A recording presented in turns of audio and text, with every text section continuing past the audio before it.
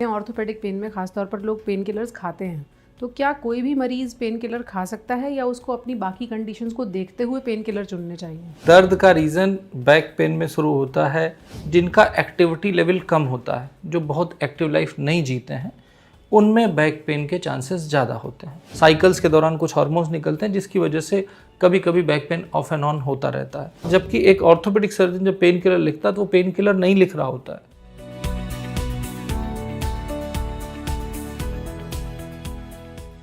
किसी शायर ने कहा है, और भी गम है ज़माने में मोहब्बत के सिवा, राहतें और भी हैं एक वस्ल की राहत के सिवा। ये शेर अक्सर लोगों को तब याद आता है जब 30-40 पार हो जाता है, ये दर्द और वो दर्द सताने लगता है। कभी घुटने का दर्द, कभी कमर का दर्द, तो कभी गर्दन का दर्द।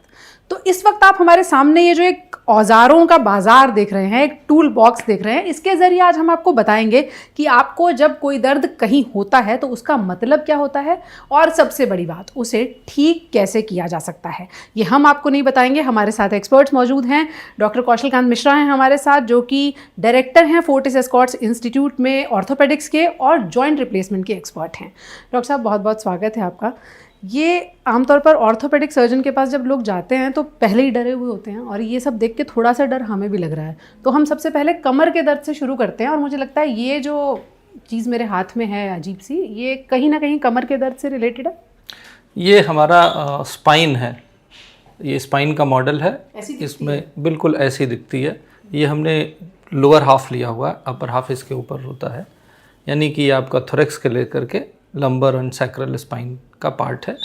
जो most common site of pain होती है बैक में, ये लोअर स्पाइन ही होती है, जिसे हम कहते हैं low back pain. Low back pain इसी से आया हुआ है, लोअर स्पाइन से।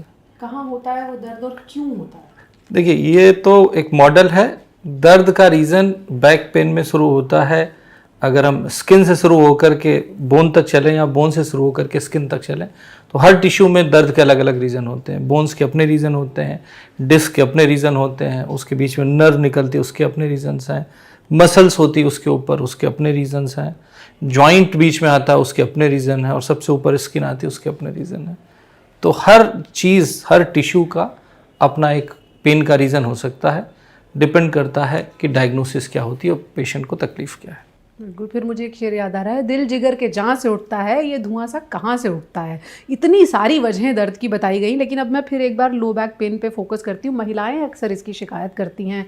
30 की उम्र के आसपास शुरू होता है और फिर लंबे समय तक रहता है। कोई कॉमन कॉज है उसका, और क्यों इतना लो बैक पेन की शिकायत महिलाओं में ज़्यादा रहती है? देखिए, लो बैक पेन जैसा कि मैंने बताया किसी भी रीज़न से हो सकता है। तो आपने यंग फीमेल की बात की है। यंग फीमेल्स में पेन के सिर्फ 2-3 इम्पॉर्टेंट रीज़न हैं। एक कि यूजुअली देखा गया है बैक पेन उनमें कॉमन होता है जो थोड़ा फैटी होती हैं, जिनका वेट एवरेज से ज़्यादा होता है, और उनमें बैक पेन ज़्यादा होता है। और वो लोग, मेल फीमेल दोनों, जिनका एक्टिविटी लेवल कम होता है, जो बहुत एक्टिव लाइफ नहीं जीते हैं, उनमें बैक पेन के चांसेस ज़्यादा होते हैं। मैं एक्यूट बैक पेन की बात नहीं कर रहा हूँ, मैं chronic, long term, sustained, slow, रोज़ बॉदर करता है, लेकिन ना आप डॉक्टर के पास जाते हैं, ना वो बैक पेन ठीक होता है।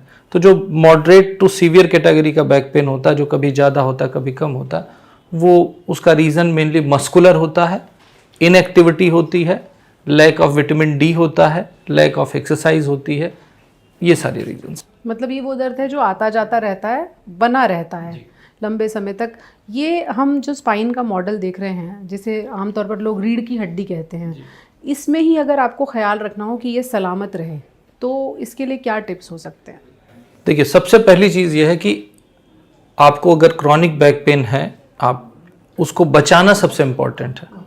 बचाने के लिए आपको एक्टिव लाइफस्टाइल जीनी चाहिए। फिजिकली फिट होना है, अपने वेट को कंट्रोल रखना है, एक्टिव रखना है। अगर ये काम आप करते हैं तो आपको 90% चांस है बैक पेन नहीं होगा। मैं यंग की बात बता रहा हूँ, मीन्स लेस देन 45-50 की बात कर रहा हूँ। वो चाहे मेल हो चाहे फीमेल हो। फीमेल्स को थोड़ा ज़्यादा ध्यान रखना होता है एज़ कम्पेयर टू जो एक सोशल स्ट्रक्चर है हमारी समाज का, उसमें महिलाएं घर से कम निकलती हैं, पुरुष ज़्यादा निकलते हैं, तो पुरुष की एक्टिविटी ज़्यादा होती है, इसलिए यूजुअली बैक पेन उनमें कम होता है। फीमेल्स जो होती हैं ज़्यादातर घरों में रहती हैं और बहुत एक्टिव नहीं होती हैं, इसलिए उनमें बैक पेन ज़्यादा होता है। This is straight forward reason. इसके अलावा प्रेगनेंसी के दौरान कुछ हार्मोन्स निकलते हैं, साइकिल्स के दौरान कुछ हार्मोन्स निकलते हैं, जिसकी वजह से कभी कभी back pain of and on होता रहता है। ये कुछ रीजंस हैं वाई फीमेल्स में ज़्यादा होता है, वाई मेल्स में कम होता है। एक सवाल ये पूछते हैं, घुटनों के रिप्लेसमेंट के लिए भी कैसे आप तय करते हैं कि क्या लगाना है, कैसे रिप्लेस किए जाते हैं घुटने? बहुत ही पहली चीज़ तो ये कि एक टर्म जो था घुटने बदल, अरे हमारे घुटने ही बदल जाएंगे। अरे भाई घुटने नहीं बदले जाते, आपका घुटना वही रहेगा। आपका घुटना वही रहेगा। होता क्या है कि जैसे कि ये रहा आपका घुटना, इस तरह से ये होता है। हम इसको क्या करते हैं, हम इसको डिफरेंट शेप में कट करते हैं। आपका ये घुटना था, ये रफ हो गया है, इसको हम जो रफ पोर्शन है इसको कट करके निकालते हैं। ये घुटने को जो रफ सरफेस उसको कट किया मशीन से, इसको हाथ से किया जाता है, इसको कंप्यूटर से किया जाता है, इसको आजकल रोबोट से करने का फैशन आ गया है। बट अल्टीमेटली होता यही, इस तरह से किया जाता है और इस तरह से किया जाता है। लिगामेंट साइड वाले वही रहते हैं। फिर एक कैप की तरह हम फीमर के कंपोनेंट को ऊपर लगा देते हैं और नीचे एक और प्लेटफॉर्म लगाते हैं जिसमें ऊपर एक पॉलीथाइलिन लगा देते हैं और ये ऐसा हो जाता है। तो वो जो रफ एरिया था वो सारा गायब हो गया। उसकी जगह कोशिश की गई है कि भगवान जैसा एक कार्टिलेज आर्टिफिशियल क्रिएट की जाए और जब ये मूवमेंट होने लगता है तो पेन खत्म हो जाता है। कितने टाइम तक चल जाता है? आजकल जो इम्प्लांट आ रहे हैं, जैसे कि ये स्टेनलेस स्टील का इम्प्लांट है, आजकल कोटेड इम्प्लांट आते हैं, निकल कोबाल्ट क्रोम के ऊपर कोटिंग की जाती है, ऑक्सीनियम की कोटिंग की जाती है। जैसे ये इम्प्लांट है, आप देखिए, ये स्टेनलेस स्टील इम्प्लांट है, ये कोटेड इम्प्लांट ऑक्सीनियम इम्प्लांट है।